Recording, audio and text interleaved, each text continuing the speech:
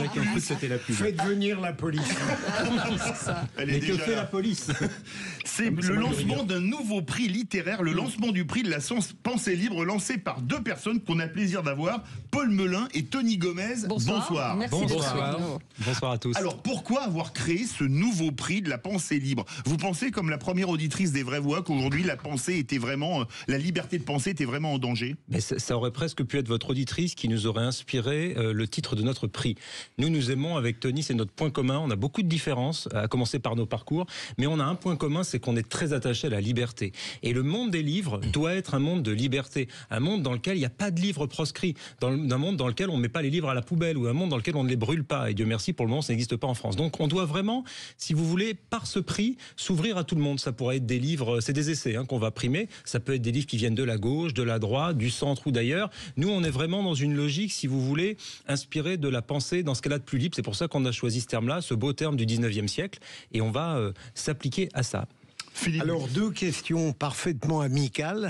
Mais je n'en doute pas, cher Les Philippe. délibérations seront-elles honnêtes? Et deuxièmement, le montant du prix. Là, Mon petit doigt me dit, c'est pas sur Philippe.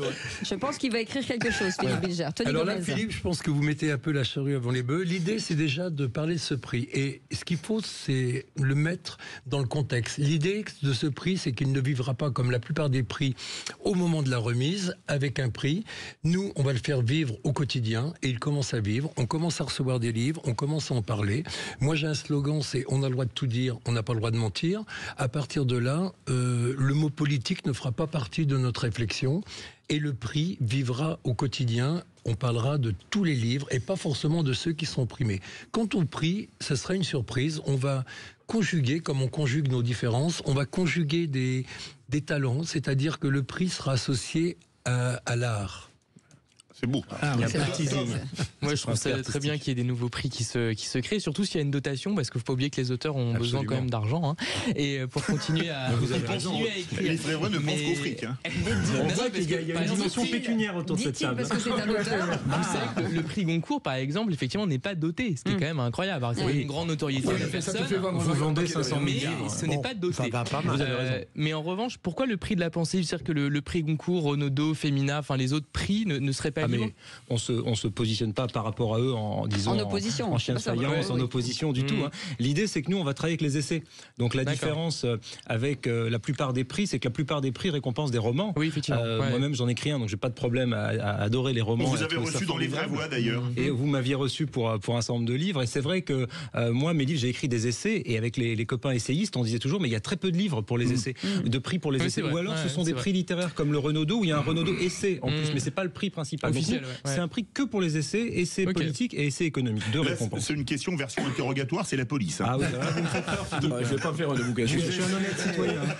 Allez-y. Paul, Tony, mais comment ça? Alors ça va fonctionner comment? Vous avez un jury d'experts, de spécialistes, c'est ça? Comment ça va fonctionner? Il y aura deux jurys, donc un jury pour le prix de la pensée libre politique et un jury pour le pensée de la pensée libre économique. Et donc vous avez quoi? Un panel de spécialistes, de lecteurs, Oui. comment ça? Ouais, c'est ça. On va avoir une dizaine de jurés côté politique et une dizaine côté économique. Et on va les recruter par rapport à leur talent. On va essayer de faire un jury qui sera le plus, alors pour employer un mot à la mode, tiens, ça va vous plaire ici puisqu'on en parlait il y a quelques instants avec votre exemple palois. On va avoir de la diversité dans notre jury, avec de la diversité dans les opinions, dans les parcours, Ça va pas être dans les l'entre-soi. âges, dans Ça la va pas être géographie. l'entre-soi, surtout. Voilà, vous avez tout compris. En fait, on veut vraiment faire un prix qui soit pas le prix de l'entre-soi, qui soit le prix de la liberté. Et comment ça a été accueilli, justement? Peut-être que vous avez eu d'autres prix qui commencent à regarder ce que vous faites? Disons que le monde littéraire fonctionne parfois en entre-soi, dans un certain nombre de prix, mais globalement, je pense, mais je suis peut-être un optimiste, un béat, un candide, je ne sais pas, je suis peut-être le candide de Voltaire, mais je crois que beaucoup de gens, et moi j'ai eu beaucoup de coups de fil d'éditeurs, d'amis qui sont dans des prix, qui m'ont dit mais c'est formidable, il n'y en a jamais assez, et en fait on a tous une même cause, c'est les livres. Donc on ne va pas commencer à se faire la guerre. Notre combat à tous, c'est le même, c'est promouvoir les livres, faire lire les gens qui ne lisent pas forcément. Donc c'est une cause tellement noble qu'on peut que s'associer et travailler tous ensemble à cette noble cause. Mais par contre, justement, comme c'est des essais effectivement et pas des romans, les essais par définition développent des idées.